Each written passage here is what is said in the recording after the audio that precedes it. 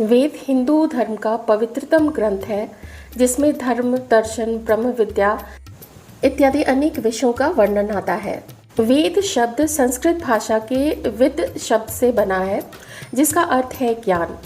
वेद को श्रुति ग्रंथ इसलिए भी कहा जाता है क्योंकि ये सुना गया है। किसने सुना? तो महान महर्षियों ने अपने तप के प्रताप से कठोर तपस्या के माध्यम से सुना। और किसने सुनाया? तो ईश्वर ने सुनाया। मतलब श्रुति ग्रंथ ईश्वर के द्वारा महान महर्षियों को ध्यान की अवस्था में सुनाया गया ज्ञान है। ये ब्रह्म की वाणी है। अर्थात मूलतः वेद एक ही है किंतु भिन्न भिन्न विषयों के आधार पर पहला ऋग्वेद, दूसरा सामवेद तथा तीसरा यजुर्वेद। अथर्ववेद या अथर्वण वेद का अस्तित्व बाद में आया है।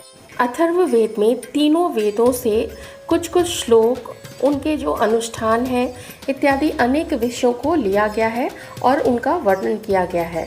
ऋग्वेद, सामवेद तथा यजुर्वेद के लिए मनुस्मृति में त्रयम शब्द का प्रयोग किया गया है। इस प्रकार वेद चार हुए: ऋग्वेद, सामवेद, यजुर्वेद तथा अथर्ववेद।